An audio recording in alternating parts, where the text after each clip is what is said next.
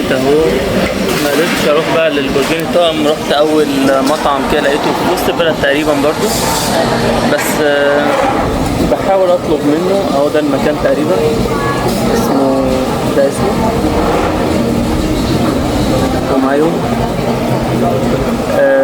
بس هو مش فاهمني. انا قاعد بقول له انا مش عايز الاكل يكون محلول، بس مش فاهمني. بس مش مشكله، انا طلبت فراخ واي يعني انا يوم ما اتزنق في اي حاجه الصراحه بطلب على طول فراخ ورز. طبعا هو احسن حاجه عندهم هنا في كل تقريبا المطاعم ان هم كلهم بيشتغلوا بالكيو ار كود، فتبقى حاجه لطيفه يعني لو عندك نت. بس لاحظتها يعني في كل المطاعم عندهم. بس فهشوف دلوقتي الاكل ايه نظامه، وممكن ناخد جوله سريعه كده حوالين المكان. بص الريحه هنا قويه كده، ريحه الاكل.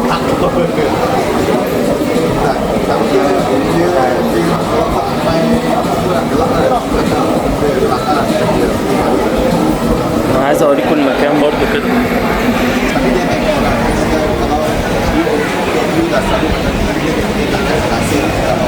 وفي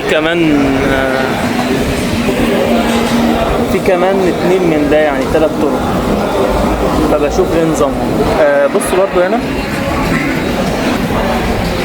بيعملوا بقى الحاجات الغريبة دي. ايه مثلا؟ دي ساعات بتكون سمك، مش عارف ازاي عاملينه زي مش عارف زي شيبس ولا ايه، مش عارف. بس انا جربته مرة ما كانش عجبني اوي. ساعات بيعملوه من الموز. chicken and rice. But make the chicken not sweet. Not spicy and not sweet. Fried? Fried, yeah. Okay.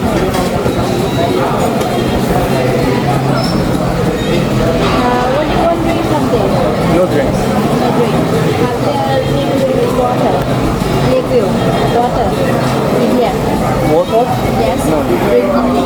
Drink. No.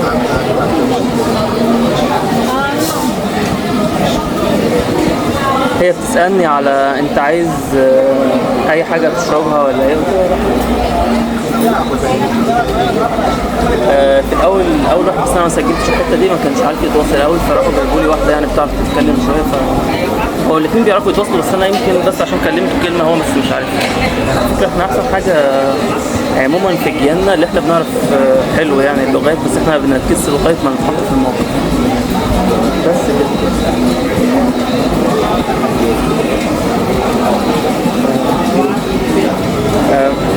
what is this? snack? هو جاب لي هنا.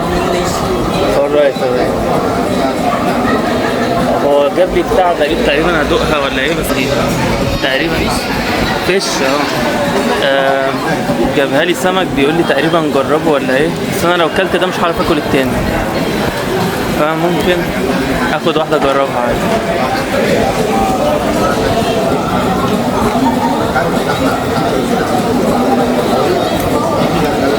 بص هو تقريبا بيحطوها في ورق موز او ورق نخل، مش عارف، بس هو جواها في سمك او في حاجه بيشيلوها هنا في العصيان. المفروض انا بفتح العصيان دي بقى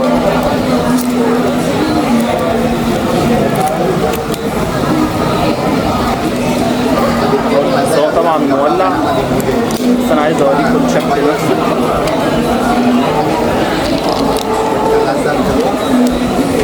مولع يعني. هو حاطط يعني دي حرفيا بيحطها بيشويها. ثانيا انا لاحظت حاجه قبل ما افتحها عشان بس تبرد، حاجه بسيطه عشان المروحه تعملها شويه. في ناس كانوا بيعملوا تجارب غريبه قوي عن الحاجات اللي ممكن تتحرق بالنار. وواحد عمل زي شيلد او عمل زي درع من الموز، من الاناناس، وقعد يحرقه بالحاجات اللي بتحرق الحديد دي، الحاجات اللي بتسيح الحديد ما اتحرقش. فدي كانت حاجه غريبه، بس انا افتكرت دي بس دي بيعملوها عشان تدي نكهه يعني. بس انا استغربت قوي حكايه الاناناس اللي ما بتتحرقش دي. شفت كمان فيديو كانوا بيعملوا موز، يجيب موزه ويروح قاعد يحرق فيها وبيفتحها تطلع عادي ما بتتحرقش من جوه. فوداني يعني اتصدمت بسبب ان الحاجات حوالينا ممكن تكون ليها اصلا خضروات احنا ما نعرفش ان ليها الخضروات دي. انا مش عارف اطلعها يا جماعه، بس هي سخنه قوي، انا هدوقها وهي طالعه كده واقول لكم.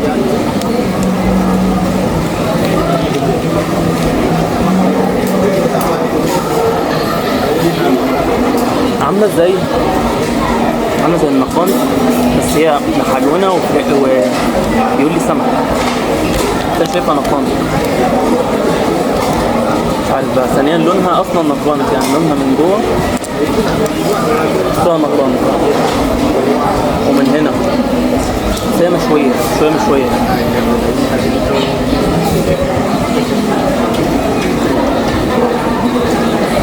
عجبني الاختراع الصراحه.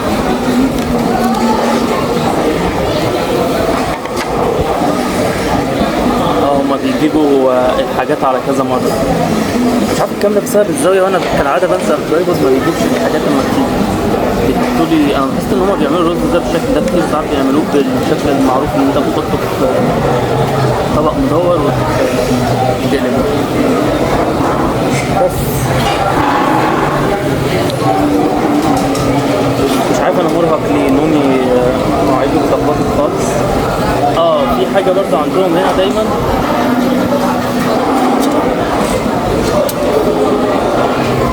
انك لازم تجيب معلقتك وشوكتك بنفسك. حركة برضه لازم تعرفها اول ما تيجي هنا، عشان ساعات اما انت بتجيب مثلا حاجة تيك اواي او كده ما بتاخدش بالك ان هو مش حاطط لك في الكيس او في الشنطه اللي هو موديها لك اي معالق او اي شوك. فركز في الحته دي، لازم انت تاخدها من بره او منه، تطلب منه على طول ان هو يحط لك معاه معلقه. فما تنسوش الحته دي اللي بيجوا هنا. انا شفت في عرض كتير قوي هنا، فعشان كده برضو حابب ان انا اعمل الفيديو ده، يمكن يفيد حد.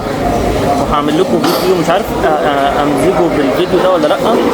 اول ما اطلع ممكن اقول لكم ان هو تعمل ايه اول ما تيجي مدرسه، عشان بس نعملها ستيب باي ستيب كده. اول ما تيجي هنا هتعمل ايه، لان الواحد بيكون تايه.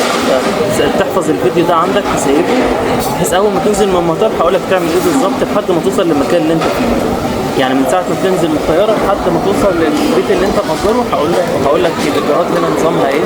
هي دي على فكره طلعتها كلها من الجراب بتاعها ده اهي. بس هي طعمها حلو، هي محلوينه بس طعمها بس. وانا ساعات كتير بحاول ان انا برضو انزل، الحمد لله ساعات انا ما بجيبش تريبل، عشان ساعات الناس بيكون عندهم يعني بياكلوا او كده، ما بيكونوش عايزين ينزلوا في الفطار ساعات. بس الناس هنا طيبه قوي، يعني حد كبير طيب. بس طبعا لما بقول طيبه عموما يا جماعه، يعني الخير والشر في اي شعب في شعوب الكوكب. فمفيش حاجه اسمها 1000% في كل حاجه، فانت تركز يعني ما يضحكش عليك. يعني امبارح احنا كنا عند برجين التوأم، المكان نفسه اللي هو اسمها ايه، الجهه المختصه بالسياحه، يعني كانت عامله صوت في الشارع بكذا لغه، الصيني والعربي والانجليزي والاندونيسي اللي هو الماليزي برضه هي نفس اللغه، ولغه ثانيه تقريبا الياباني. بيحذروا الناس من النصب في الشوارع في الحتت دي. فعادي انت بس ايه تركز. شعب حلو وكله، بس انت مش لدرجه تسيب نفسك خالص يعني. عادي في كده ما بيبقاش حلو افضل حاجه. اصور لكم الاكل بقى. ده الفراخ اللي احنا طلبناها، شكلها والله اعلم محلوينه، بس مش مشكله بقى. انا I did my best. وهنا الرز، وهنا بتاع السمك اللي هي جايبها لي، او شبه النقانق كده، طعمها نقانق اكتر يعني. طبعا من احلى الاكلات اللي انا اكلتها كانت وجبه امبارح. ارجع للفيديو اللي انا اكلت فيه لحمه. انا عايز ابقى اعمل لكم الفيديوهات فيها يعني كذا بارت، بحيث تروح للبارتات على طول. من احلى الاكلات، حط لحمه كتير، حط رز كان حلو جدا بسمتي، كان من احلى الرز اللي انا اكلته هنا. الرز ده حلو، بس هو ده الى حد ما بيكونوش حاطين عليه اطعمه كتير. التاني لا، التاني حاطط عليه بهارات او كده، عشان هو تقريبا باكستاني، او يعني هو مش ماليزي، بس كان طعمه حلو. انا عارف ان ده هيبقى حلو بسبب ان في جزر. الجزر اصلا بيحلون اي حاجه من غير اي تريك. وفي ملفوف وفي الصوص، فانا عارف هيبقى حلو كده، بس مش بيجي.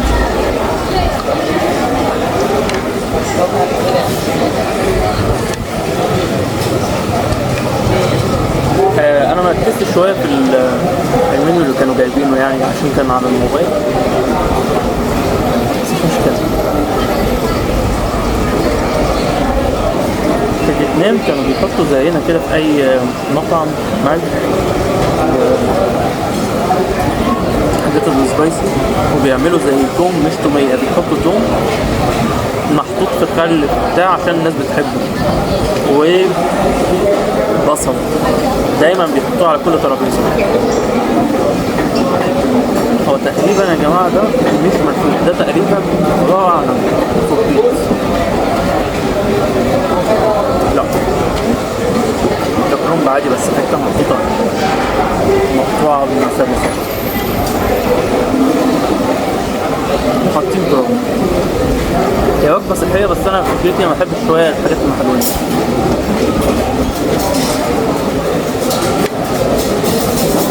هو مش محلو حلو، هو حلو وعليه ملح بس هو بيبقى فيه نكهه حلوانه بسيطه.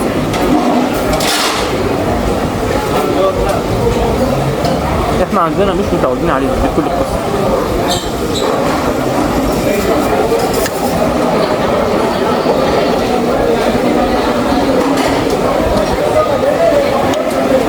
بس هوقف معاكم دلوقتي، هنخلص الاكل ونشوف جولتنا هتروح فين. شكلنا في الاخر اصلا ممكن نروح حته بعيده، بس انا قلت اخدها من قريب عشان امبارح انا كنت كتير جدا عقبال ما اكلت وانا ما كنتش اكلت قبليها، فكان ارهاق كده. فهنشوف الجوله هتاخدنا لفين وهسجل لكم يعني. يلا تمام. انا طلعت كده، شكرت الولد المحترم قوي اللي جاب لي اللي عامل زي النقانق ده. المكان حلو والمكان لطيف، ما كانش غالي. هو كل اكلهم بيبدا من 12، كل اكلهم بيبدا من كده. انا بس في حته ضلمه شويه وصامته، فربنا يستر، عشان انا اكتشفت ان انا قريب على قرب ربع ساعه من مول. ياه شفت القمر، دايما كانت الدنيا مغيمه. ثانيه اوريك القمر. هنا عشان كمان في شبور حواليه فالمنظر جميل، المنظر بيزود الاضاءة بتاعته. بس كده، فانا لقيت فيه مول.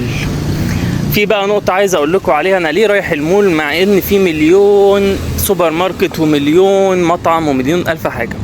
هقول لكم ليه. لان في هنا حاجات مش موجودة عندهم اللي احنا متعودين عليها في السوبر ماركت. زي ايه؟ زي الجبن.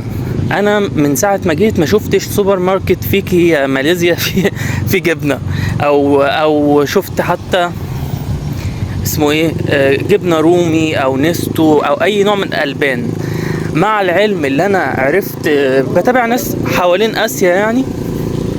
ثانيه نعدي عشان على فكره المشكله ان انا اصلا بحب الهدوء في الاماكن اللي زي دي، بس انا يعني بنزل دايما تقريبا في نفس الوقت ده او قبل كده بشويه، فبيبقى حاجه مش حلوه. ايه ده شفتوا؟ عشان الدنيا كلها مفتوحه على بعض.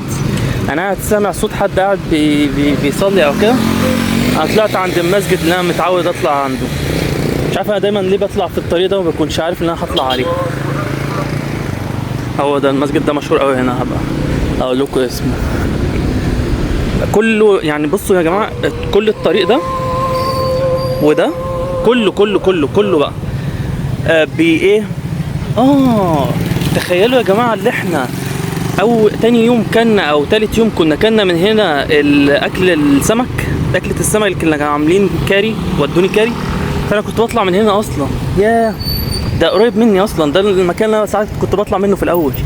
فانتوا بتلاقي كل الطريق ده كله هوريكم كانه مستطيل ومفتح على بعضه. فانت مهما رحت في اي حته انت هتطلع في الاخر في نفس المستطيل اللي بعديه، المستطيل اللي بعديه. فكده كله بيطلع على الشارع ده. فانا كده بروح عند المسجد ده، سواء بقى من ظهره من قدامه، كده بطلع عليه.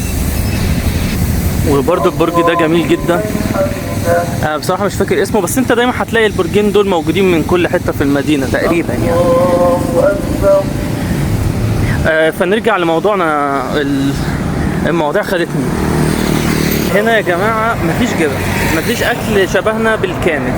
يعني هي الاكله بتاعت اللي انا اكلتها دي مش موجوده عندنا. مستحيل تلاقي حد في مطعم بيحط لك سكر في اكلك بتاع الغداء، مستحيل. فانت تحط في دماغك الحته دي، انت مش اكلهم مش زينا. فانت تركز انت بتاكل ايه. انا للاسف عشان انا دخلت دلوقتي مطعم يعني ماليزي ما بيتكلموش ايه، يعني ما بيتكلموش قوي انجليزي، بس هم كلهم بيتكلموا هنا انجليزي، بس يعني حسيت ان هم ما كانوش عارفين يتواصلوا شويه. ففي الاخر لاحظتها فيهم كتير ما بيقولش انا مش فاهم ساعات. طب الا اول واحد بصراحه برضه عشان ما اظلمش يا جماعه، لا انا كلامي كده غلط. لا اول واحد ما كانش فاهم يعني ايه سويت قوي، وقعد يقول لي سويز. يا حبيبي سويز. انا بقول له نو سويت، نو سبايسي، نو سويت. يقول لي نو سبايسي، نو هيقولها سويز يا ابن. تمام. فزي في الاخر راح جايب لي حد يتكلم معايا وعملت نفسها فهماني، بس في الاخر جابت لي طبق في الفراخ اللي انا عايزها ماشي، ومع انها طلبت قبليها انت عايزها كريسبي، قلت لها مش مشكله، انا بقول اما تكون كريسبي يعني ما فيش صوص، فانا كده بعدت عن قصه ان يحطوا فيها صوص في اي حاجه. فجاه لقيت الطبق اللي انا وريته لكم اللي هو برده محلون، فاللي هو كنت خلاص اللي هو بعضعض في ايدي، بس خلاص يعني عملته خلاص. وهو مش وحش، بس انا مش متعود عليه. انا مش متعود على الاكل يكون محلون ومملح في نفس الاكله. يعني هقول لكم محلون عامل زي ايه، كانك حطيت على مثلا الاكل بتاعك عسل اسود، بالظبط زي العسل الاسود، طعمه اكتر حاجه شبهه العسل الاسود مش السكر. فتخيل انت حد حط لك على الفرخه بتاعتك عسل اسود وقال لك كل، مش متعود عليها. يعني ممكن تاكلها مره اتنين كفايه، ده انا جيت كذا مره. ايه ده لطيف قوي من جوه وصامت كده وحاسه هادي، فعاجبني جو بصراحه يعني. استنى يا جماعه عشان انا فاتح الماب وخايف ان انا في الاخر اتدبس في طريق غلط. فهنا الطريق اللي احنا دايما بنرجع منه على فكره ده السوق. فاكرين السوق اللي كان فيه اكلات غريبه عندهم فواكه غريبه؟ هو ده. بس انا هوقف معاكم ثانيه اشوف الماب ونروح المول ده نشوف هو كبير قد ايه، هل زي ما جوجل بيقول لي ولا هنتدبس في طريق مش يعني هنتدبس في الطريق وخلاص. خلاص عرفت الطريق، انا كنت واقف هنا اهو، ده المسجد، ده الطريق، انا مقرب قوي ثانيه، ده الطريق وده السوق اللي هندخل عليه بيكون فيه كل حاجه. وانا ما رحتش هنا قبل كده، عايز ابقى اروح في مره هنا، بس احنا دايما كنا بندخل من البوابه دي، دخلناها امبارح ساعه ما رحنا في الاخر للبرجين. بس بما اني تقريبا كل يوم بروح للبرجين فالحكايه زادت قوي بقى، انا يعني عايز اروح حته تانية. فانا هروح المره دي للمول ده عشان نشوف عندهم بيبيعوا ايه، عشان مهم قوي اعرف بصراحه بيبيعوا ايه هنا. ثانيا في حاجه هنا لازم برضه اذكرها، احنا طلعنا شويه بصراحه جالنا في مصر في ايه بقى، في السناكس مش اللي بتتعمل يدويا هنا. هقول لكم بس لما اكمل دي. في السناكس العاديه اللي هي شيبسي كاراتيه الكلام ده عندنا برخص التراب، مع ان دلوقتي عندنا يعني الحاجات كانت غليت شويه، بس لا لسه رخيصه. هنا الحاجات لا، الحاجات هنا غاليه شويه. يعني كيس شيبسي عادي خالص ليز اللي ملهوش اي بتنجان بيبدا من 5 رنجل. فيعني كل يعني مثلا بكام مصري مثلا، يعني في حدود قرب من 100 جنيه مصري. فطبعا كيس ب 100 جنيه لا، ده انا اروح بال 100 جنيه دي. هقول لك اعمل حاجات كتير دلوقتي، بحب قوي اعدي على النبات ده، شوفوا جميل ازاي. فيعني عايز اوريكم برضو البرج ده اللي انا دايما ما بدوش حقه زي التانيين الصراحه، ولو انه بيقولوا زي ما بقول دايما تاني اكبر برج في العالم. بس فالسناكس مش هتلاقيها هنا يعني بنفس الرخص. انا مش عارف الخليج عندكم، قولوا لي في الكومنتات لو حد من اخواتنا في الخليج. هو انا اخويا في الخليج بس انا ما سالتوش الصراحه هو بكامل الشيبس يعني، فاهمين؟ ما جاليش فرصه. فهل بنفس الاسعار هنا؟ ما اعرفش. فكل ما انت ليه الحاجات دي، لان احنا يا جماعه احنا في اسيا، مش مهم بقى دوله اسلاميه، دوله فيها عرب ما فيهاش عرب، هي دوله بعيده بيننا وبينهم محيط يعني. فالحاجات اللي احنا بناخدها من اوروبا على طول رخيصه، او من امريكا او اوروبا او ايا يكن، او الشركات دي عندنا بتفتح عندنا عشان قريبين منها من اوروبا، بتبقى رخيصه. هنا لا ما اظنش، بدليل الثمن. فالحاجات هنا شويه مش هتجيب الحاجات اللي انت بتقعد عليها موجوده عندنا يعني. ايه تاني؟ ما عندهمش بقى برضو. انا بس عايز اوريكم، دايما بحب اوريكم عشان اللي بيشوف ده اول فيديو يفهم انا بتكلم في ايه. كان هنا الطرق زي ما انتم شايفين تحفه. سمعتوا انتوا صوت الزن ده؟ كان بيجي من هنا. انا لو عايز اعدي فبدوس عليه فبيعمل لي الاشاره بعد شويه وبيخليني اعدي. دي بتنفع في الطرق. وده السكوتر اللي انا قلت لكم عليه، حد اهو مأجره، وساعات بتبقى بايك الكتريك بايك، بياخدها بيعمل سكان بالموبايل عنده، بيروح الحته اللي هو عايزها. وزي ما انتم شايفين الرصيف كبير، فعادي اللي هو يمشي عليه، عشان بصراحه الخوف شويه من الطريق. يعني الاسيا عموما في الطريق بتبقى مرعبه شويه يعني في العربيات وكده. انا بحب قوي فكره الناس لما بيبتسموا في وش الواحد وهو ماشي، دي بتبقى حاجه لطيفه قوي. خاصه السياح برضو او اهل البلد نفسهم، انت بيديك اطمئنان كده ان انت مرحب بيك وانت بخير وكده. حاجه بتبقى بسيطه قوي بالنسبه له، بس هي لطيفه. بس فانا رايح بقى عشان مفيش برضو بقول لكم الجبن، مفيش الحاجات اللي احنا متعودين عليها. ايه تاني كنت عايز اقوله لكم برضو في حكايه الاكل والشرب والحاجات دي؟ زي ما قلت لكم، انت اقل اكله هنا. اول فيديو انا رحت كلت قريب من البرجين، كان اسمه ايه؟ كان اسمه ناسي، مش فاكر، اللي هو كان شكله اوروبي كده، مش فاكر الاسم قوي. روحوا الاول فيديو برضه ممكن تشوفوه. ده كان بيبيع فطار برضه. المكان ده مشهور قوي ليه؟ لان العرب ممكن تلاقي واحد لسه صاحي من النوم، ينزل يفطر. فتلاقي ممكن واحد نازل يعني مش ببيجامه، بس لبس بسيط جدا. انا بحب اصلا الجو ده. تايلاند كلها كانت كده، فانا اصلا عايز اروح تايلاند بسبب كده. الناس مش متنشنين يعني. فهناك ممكن تفطر ايه بقى؟ في هناك بيض بيعملوه ب2 رينجت بس، 2 وحاجه. انت لو بتفطر يعني، اصل ايه المشكله هنا؟ انا عشان اكل بلاقيني كاني باكل فطار. يعني هو الاكل الاساسي عندهم في البلد رز مش عيش. فانا فكره اكل رز الصبح خالص دي بالنسبه لي غدا. يعني انا متعود اللي هي وجبه تقيله شويه، الرز مش خفيف للدرجه دي، فبعتبره غدا. وبيحطوا عليه بيض وبيحطوا عليه ساعات فراخ، فده غدا يعني. فدي المشكله هنا. بس انت ممكن تاكل عندهم بيض. انا ما جربتش طبعا يا جماعه كل حاجه فيها، شكل واضح فما تعرفش. ثانيه ساعات. فانت تخلي بالك من الحتت دي يعني. منظر القمر والبرجين تحفه. ثانيه احاول اقلل الاضاءه فيبان. ايه ده؟ لا ثانيه هوقف معاك واخد صوره واكمل لكم. احنا خلاص قربنا من بس خدت صوره كده سريعه، بس هو مش واضح للاسف عشان هو الافضل تاخده بالكاميرا الخلفيه. طبعا عادي، ايه، في الناس مهتمين يعني بالطريق، كله واقف وقت الاشاره، وكله اللي عايز يعدي بيعدي وكده. هو مش عارف، في جوجل ماب بيقول لي امشي يمين، فانا همشي يمين ازاي؟ وهنا في مباني ومطعم ودنيا، بس هشوف الدنيا فيها ايه. المهم طبعا هي احسن حاجه عموما في اسيا، مش في ماليزيا بس، النباتات هنا في كل حته. انا بحب قوي الزاويه دي عشان النبات اللي هو تقريبا ودن الفيل، شكلها هنا تحفه. كل زاويه يعني، ده كده طالع كده تقريبا. احنا عايزين نروح فين؟ عايزين نروح المول. هو المول اللي هناك اصلا ده ولا ده حاجه تانية؟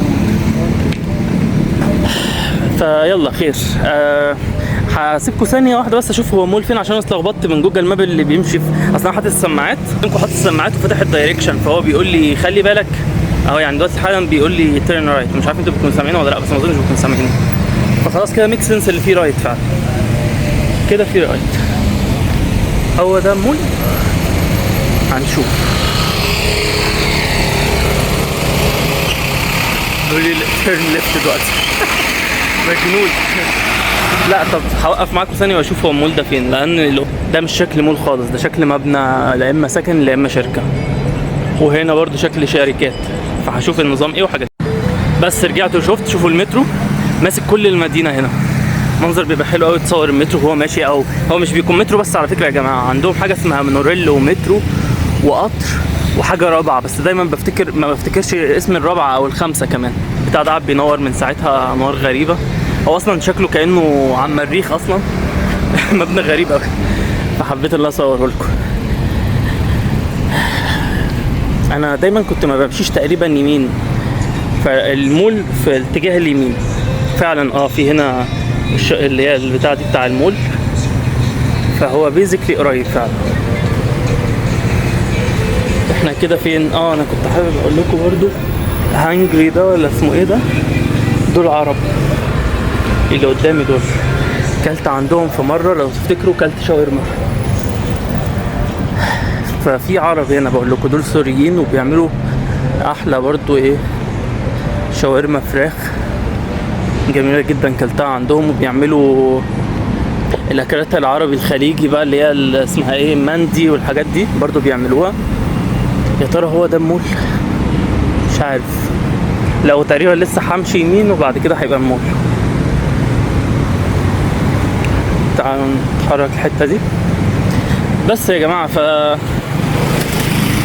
فمش عارف، قولوا لي هو الصوت ده بيكون حلو ولا صوت المايك؟ عايز اعرف من الناس اللي بيسمعوا الفيديوهات. انا نزلت تقريبا فيديو امبارح ده كله بالمايك. المايك الفكره ان هو بيعمل اللي هو اي ازعاج بيعمله كانسليشن. انتوا ملاحظين الارض قاعده بتلمع؟ ده مش مطر، ده هم حاطين في شكل البلاطات نفسها حاجه زي بتلمع كده، مش عارف فيها ايه. انت بتهزر. لا مش المول اللي انا عارفه ولا اللي انا عارفه. شكله فظيع يا جماعه، بس ما اظنش ان انا رحت له قبل كده ولا رحت له، مش فاكر. هو كان ملون اللي انا رحت له كده، كان في حيطه كامله مربعات عملاقه ملونه. بس لا تصدق هو باين. انا اول ما نزلت هنا، عشان انا كنت في شقه بعيده شويه عن العاصمه، كانت على بعد تلت ساعه يعني. فانا خدت جوله، انا لسه يمكن ما نزلتش الفيديو ده، ودخلت المول ده تقريبا. ما كنتش اعرف بقى الطريق خالص ولا اعرف اي حاجه هنا، فانا مش عارف هو ده المول ولا ده مكان تاني. فاحنا هندخل نشوف ايه نظامه وايه الحاجات اللي بيقدموها جوه. انا المره دي بصراحه عشان امبارح كانت مطرت عليا، فجبت الشمسيه كده. كل شويه قاعده تخبط في بطني، بحطها هنا وبحطها في الشنطه دي. الشنطه دي مفيده جدا جدا جدا يا جماعه. تحط هنا اي حاجه. انا بحط الشمسيه لو بقى الدنيا استندلت زي امبارح كده ونزلت مطر ما تغرقش. هي امبارح ما كانتش مطر قويه الحمد لله، بس برضو كان في مطر، فبرضو يعني خلي بالك من الحته دي. الصراحه المنظر بيكون في الصبح غير بالليل، فانا مش عارف هو ده اللي رحت ولا لا.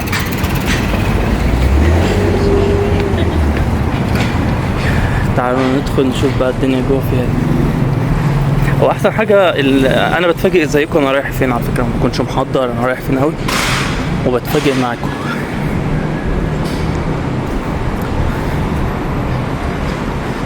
طبعا هو احسن حاجه في اي مول عموما انه بيكون في حاجات انت عارفها قوي بقى، اللي هو الفراخ المقرمشه مثلا اللي هي بتاع زي كنتاكي والحاجات دي بتكون موجوده، فانت تريح دماغك من حاجه ممكن تاكلها انت حاسه محلونه او كده. على فكره اللي انا صورتهم تقريبا دول عرب، عشان كده بس ان احنا دايما بنبص بومباستيك سايد اي مميته لبعض اما يكون في حد عربي جنبك. فحاجه جميله يعني. والله مول جميل. بس هل هو ده اللي انا جيته ساعتها؟ تخيل اللي هو تقريبا ولا ايه، مش فاكر خالص. لازم ارجع لفيديو افتكر. هنا عاملين حركة حلوة. تعالوا ندخل هنا جولة سريعة كده. على فكرة احنا المفروض نسرع شوية عشان هم شكلهم هيقفلوا الساعة 10. فهشوف الدنيا فيها ايه. هم هنا انا ملاحظ ان هم بيحبوا قوي الكائن ده، تقريبا من الكائنات اللي موجودة هنا في استراليا، فانا مش فاكر اسمه ايه، بس هم حاطينه هنا كتير، وتقريبا هو كرتون، عاملينه هنا كرتون. بيهتموا قوي اللي هم يعملوا الحاجات دي بالاشكال دي يعني. وهنا انا مش عارف هو ده ايه بالظبط، بس هنا بصراحه شفت كذا اللي هو موديل 3 دي بيطبعوه بحجم كبير كمان. ده احنا موجودين في المرايه دي يعني. في اغاني وانا بخاف من الاغاني على صوت الفيديو، فيا رب بقى يوتيوب ما يستهبلش. تعالوا نبعد عن الحته دي. بس انا كنت حابب اوريكم السنه دي بيعملوها اشكال لطيفه يعني. هو الصوت ممكن يكون ظاهر في الفيديو بس مش مشكله، حابب بس اوريكم الحاجات اللطيفه دي. دي تلاقي اكتر اهل اسيا بيحبوا يجيبوا المراوح دي ويمشوا بيها في الشارع عشان يريحوا دماغهم. شفتها في فيتنام كتير وشفتها هنا كتير. اول ما بيحسوا بالحر بيستخدموها في الشارع، يعني بيترطب عليهم شويه عشان هنا الرطوبه.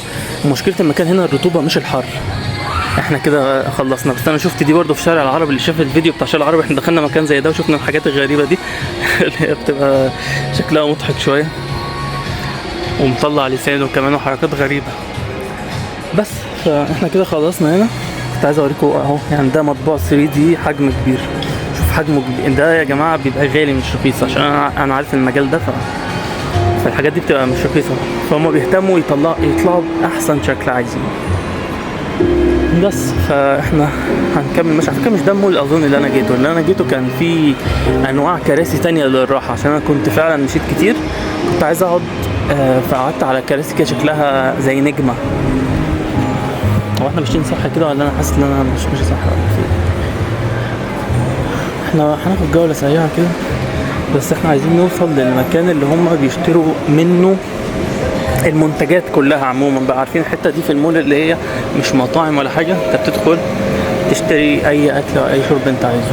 انا كنت عايز اوريكم برضو هنا لللبس برضو، مع ان الاسانسير اللي فوق ولا السلالم متحركه، بس هو اللبس عموما لبس لطيف وبالاسلوب والثقافه بتاعتنا، يعني طرحه ومش عارف الحاجات دي.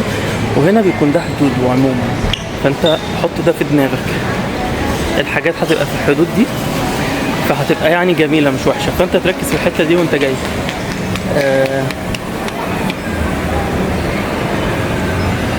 وهنا بصراحه اللي انا شفته الى حد كبير يعني لبسهم شكله لطيف، يعني الخامه بتبقى حلوه الحاجات دي. يلا نطلع. وكمان في ATM تعرف تستخدمه، اكتر المولات بيبقى فيها، فلو انت لسه نازل قريب منك اي مول. انت عموما في المطار في مول زي مول المطار نفسه بيبقى كأنه مول كبير يعني، فانت هتلاقي فيه اظن ATM. لا ما بيكونش فيه ATM، ده انت لازم تطلع وتشوف ATM من بره. اهو المكان ده انا كل اللي عايزه هل في هنا منتجات ألبان؟ فأنا مش عارف. هو هنا عموما البسكوتات والحركات دي، وانا جربت ده بس بالشوكولاتة. دي كلها بسكوتات وحركات كده يعني. ايه ده اول مرة اشوف ده هنا بيعملوا تقريبا تخفيض. اول مرة اشوف من ساعة ما جيت شيبسي ب2، اول مرة اشوفها. هو دايما كنت بشوف ليز في الKK وال7-11 اللي جنبي وكانوا اغلى من كده، فحركة حلوة. ايه ده المول ده بيحط حاجات جامدة الصراحة. احنا برضو هنمشي لعلنا نلاقي مكان فيه ألبان. ايه ده بس انا اتصدمت ازاي موجود الشيبسي ده ب2. انا هجيبه وانا ماشي، اكيد لازم واحد اجيبه. ممكن اجيب ايه؟ انا محتاج اسال تقريبا، لازم هروح اسال الراجل ولا ايه؟ انا مش عايز اشغله عشان لو مشغول ما يتعبوش. حسيبنا كده ما بهدلناش الدنيا. هنا الاطباق والكوبايات والحاجات دي. هو ايه المكان ده عامل زي فكرة لا في حاجات اغلى من 2. اصلا لاحظت 2 دي متكررة كتير. كنت هقول المكان ده عامل زي 5 خمسات، او في عندكم في الخليج بيسموه ايه برضو، حاجة شبه 5 خمسات برضو، اللي هو ب5 ولا ب2 ريال حاجة زي كده. بس حلو والله. انا اكتشفت اللي عندهم هنا كمان مشاط خشب، بيقولوا نوع الخشب نفسه حلو. كنت لسه سامعها امبارح. للاسف هو ده المنطقه بتاع الحاجات المنزليه، فانا مش مهتم شويه بالحاجات دي دلوقتي عشان انا عايز ايه الجبن. بس عموما انت لو هنا غالبا هتحتاج تجيب حاجات بلاستيك، بس مش دي حاجات بتاعه غسيل، هتبقى هناك. انا مستغرب اللي هو ازاي ب2. هم قصدهم فعلا ب2، بس انا عمري ما هجيبه عشان انا لسه همشي كتير الصراحه. انا مستغرب هم عاملين عروض مثلا، مش عارف. وثانيا في هنا بوت تقريبا، دول بتاع ملاتات تقريبا، عشان هم عاملين سياج وحاجات كده. حبيت اوريكم بسرعه يعني. حلو قوي بقى الاماكن دي، عشان انت اول ما بتيجي بتلاقي نفسك قاعد بتجيب كل حاجه، عشان كل حاجه متوفره الى حد ما. بس لغايه دلوقتي ما شفتش الجبن. هو في منظفات ايه يا جماعه؟ في ايه؟ كل حاجه ب2 ازاي؟ ده الواحد هنا يجيب مليون حاجه بقى لو على كده. انا مستغرب. وطبعا هتحتاج ده، بس غالبا لو انت في اوتيل ولا حاجه انت بيكون عندهم. ثانيا غالبا هنا اللي انا شفته يا جماعه ما بيعملوش، اللي انا شفته في المناطق اللي انا شفتها ما بيكونش فيه بلكونات قوي.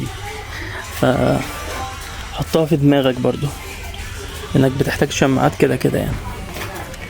ايه يا جماعه يعني؟ عايزين تقولوا لي في كل المكان ده مفيش حد بيبيع جبن؟ ايه الغرابه دي؟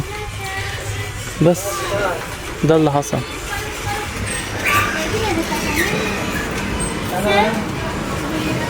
There is cheese. هي الحاجة بس الوحيدة اللي مش عندهم. شوف عندهم مليون ألف حاجة، بس في الجبن يعني مش موجودة. بس عادي مش مشكلة. بس أنا مستغرب إن كل حاجة حلوة دي ب2 صراحة.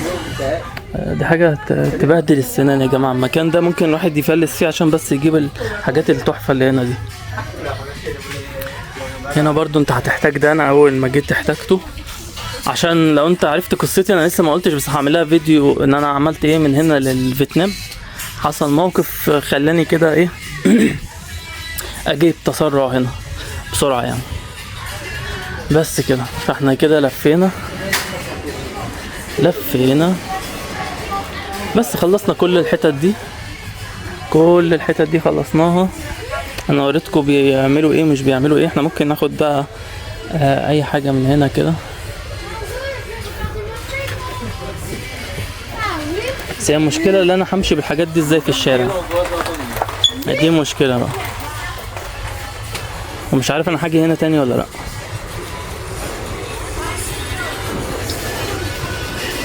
تعالوا نجيب اهو. يعني شايفين ده عبارة عن بسكوت مملح ومحلون في نفس الوقت. فتخلي بالك ده مش محلون، او ده اللي انا شفته في انواع تانية بيكون حاطين ملح على البسكوت ومن جوه كريمه. ففهمتوا انتوا بقى معاناتي دي في حاجه بسيطه اهي باينه الفكره فيها ايه. بس فحاجات حلوه. تعالوا ايه نلف برضو اليمين مثلا. ناخد يمين مثلا، مش عايزين نتعب حد معانا. بس انا جبت حاجه بسيطه بس كده. انا ممكن اجيب، انا شفت ايه. هي المشكله انا كل ما هزود انا هضطر ان انا امشي بالحاجات دي. فاهمين؟ في هنا مصباح، في هنا اضواء، في هنا برضه الحاجات دي. بس احنا هنجيب البتاع البسيط ده. انا احسن كنت اجيب شيبسي واخلص من القصه دي. انا هجيب دي بس عشان ما ينفعش ادخل من غير ما ده انا شكلي هستنى كتير على الفاضي. لو هستنى كتير على الفاضي همشي. ممكن اخد لي لفه. ايه ده؟ انا خايف بس الموبايل ايه هيفصل شحن ولا ايه؟ عمل صوت غريب فجاه. وبعدين ده الدوريان يا جماعه. طبعا بيعملوا منه مليون حاجه. مش عارف ازاي عاملين منه تقريبا ايه يعني. حاطين ذره وجواها دوريان. الدوريان ما اظنش، مش عارف، بس هما بيخترعوا من الدوريان. في هنا ماركه كانت في فيتنام، يمكن هتشوفوها في فيديو العرب، شارع العرب. مش عارف ازاي عاملين براند كامله كل حاجه فيه من الدوريان. عصاير وحاجات اكل وشرب، حاجات غريبه يعني. فمش عارف. وبصراحه هنا الواحد يجي اغراء يجيب مليون حاجه. الفكره ان انا لغايه دلوقتي ما لقيتش شوكولاته. انا عايز شوكولاته. في شوكولاته بالكامل، مش زي دي بالشوكولاته. لا انا عايز شوكولاته. انا يا جماعه مستغرب الدنيا هنا غريبه قوي الصراحه. هو ده هيبقى حلو ساعات، ده ممكن يبقى حلو، مش عارف. ساعات بيعملوا هنا لبن بيبيعوه في السوبر ماركت، بيبقى لبن يعني طبيعي، او بيعملوه من الصويا. في لبن الصويا ما كانش حلو قوي، ما عجبنيش لوحده. بس احنا كده بنعيد نفسنا بقى، بنلف في نفس الاماكن فخلاص. يا جماعه سبحان الله جت بالحظ. هنا انا جبت قبل كده فاصوليا من نفس الماركه دي تقريبا، طلع جوه كانه عسل اسود حاطين فيه فاصوليا، هو كان طماطم بس طماطم بحالهم بطريقه مش طبيعيه. فركزوا في الحته دي. ايه ده بيقفلوا، احنا لازم نجيب اي حاجه بسرعه بسرعه بسرعه بسرعه. هو ده عباره عن ايه؟ ده تقريبا عصير برتقال ولا ايه؟ تعالى نجيب ده، ربنا يستر ما يبقاش. اصل هنا كل حاجه تديك طابع معين، فجاه اول ما تجيبها تتدبس في انها حاجه تانية خالص. ركز في الحته دي. ده بيقفلوا الباب يا جماعه، مش اسلوب ده. انا ممكن اخد منها كيس. هنا في حاجه غريبه في ماليزيا، فكره الاكياس حاجه تابو، اللي هي تعالى نقف هنا اقل ناس. بس انا هوقف معاكم ثانيه، هحاسب وهمشي. يلا سلام. زي ما شفتوا مفيش جبن، حتى في مول كبير مفيش جبن. مش هنا بس، في مولات اكبر كمان مفيهاش. مش عارف ليه قصه الجبنه دي عندهم فيها مشكله يعني. عايزين تقولوا لي انا في كل حته بلاقي لحمه ولحمه بقر، يعني عايزين تقولوا لي هم ما بيعملوش منها جبنه؟ هل بيعتبروها مثلا حاجه ايه؟ ده بيقفلوا المكان على طول. المكان ده زي البرجين التوأم، من الساعه 10 كله بيقفل. اول ما انا رحت امبارح في البرجين التوأم كانت الساعه جت 11 ولا 5 كانوا قافلين، يعني هم ممكن قافلين كمان من الساعه 10 الصبح بالليل. فكله هنا يا جماعه عموما اسيا كلها بتبقى كده، بيفتحوا لك من الساعه 7 بيقفلوا لك من الساعه 10، ما عندهمش دقيقه حتى. يعني هو بدأوا يقفلوا بس عشان في ده في مكان تاني، بس انا ما اظنش هيبقى فيه، ده اصغر من اللي انا دخلت تقريبا، فمش هيبقى فيه جبن. مش عارف فين البوابه يا جماعه، طلعوني من هنا. شكلهم هيقفلوا عليا. هيقفلوا عليا ولا جوه؟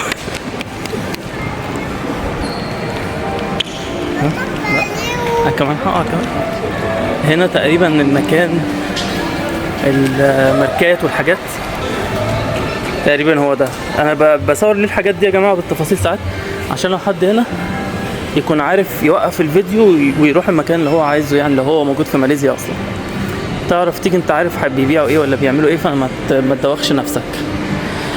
وزي ما قلت لكم هنا حكايه الاكياس لازم حاجه تابو هنا، يعني حاجه انت مش عارف بيدوها اهميه زياده قوي، فلازم انت في اي. هو بيقفل الباب وبيقول لي اللي هو الباب ده اللي شغال الجانبي كمان، ده عشان ايه؟ الساعه جت 10 ودقيقتين. المهم هنزل من هنا. اوحش بقى احساس دايما لما تكون لسه طالع وتقابل الرطوبه اللي في الشارع. هنا الرطوبه مش طبيعيه، انت ما بتحسهاش الا لما بتطلع من اي مكان مكيف. احنا كده رايحين فين؟ احنا كده رايحين في الطريق صح. فالكيس عندهم عموما، انت لو انت جبت اي حاجه من اي سوبر ماركت لازم بيحاسبك على الكيس، مفيش حاجه اسمها يوديها لك كده. ثانيا الاكياس هنا بتكون ساعات انواع حلوه زي اللي هو القماش ده، وساعات حتى البلاستيك بيقول مش عندي او كده. فدي لاحظتها بصراحه. انا ليه بقولها؟ عشان لاحظتها كتير قوي هنا، قوي قوي يعني. من ساعه ما جيت انا كنت في منطقه برضو بعيده عن هنا، وكنت بدخل سوبر ماركتات الاقيهم دايما ما بيردوش يدوا كيس. اكون جايب كذا حاجه ما يردوش يدوا كيس، يقول لي مش عنده او كده، بس غالبا بيحاسبوا عليه. يعني انا عايز اطلع بسرعه عشان العربيه دي، فانا مش عارف هم مثلا مش عندهم مصانع اكياس يعني، ولا هم بيعتبروها ايه. في اكيد قصه حصلت هي اللي خلتهم بالعقليه دي. بس عادي يعني. بس انا اللي اعرفه اللي احنا عندنا اسمها ايه، شركات بلاستيك كتيرة عندنا يمكن في مصر، فعشان كده بتحس دي حاجة ما حدش بيركز فيها اصلا. مش عارف يعني. بس انا اول مرة في حياتي احس باهمية الاكياس اول ما جيت هنا. يا ايه الارهاق ده. انا كنت مؤمن ان لازم هلاقي هنا جبنة، مستغربها مع انها حاجة بسيطة بغباء، ولو انها مع انها مش موجودة، ما تفهمش ليه. اديك عرفت اهو انت هتيجي تلاقي ايه عموما وما تلاقيش ايه، فده برضو مفيد ليك. بس احنا كده بقى هناخد طريق الرجوع، لان احنا برضو لو احنا رحنا وديتكم ناحيه برج التوأم هيقفل، هتلاقيه قافل، فمش هعرف اوريكم اي حاجه جواه. واحنا رحنا كتير. شوفوا القمر عشان البتاع حواليه، السحب حواليه بيفرش اضاءته. بس كده احنا كده يعتبر تقريبا خلصنا. وانا لو رحت اي حته كالعاده بقول لكم، او عملت اي حاجه هبقى ارن عليكم. يلا بيس، اشوفكم.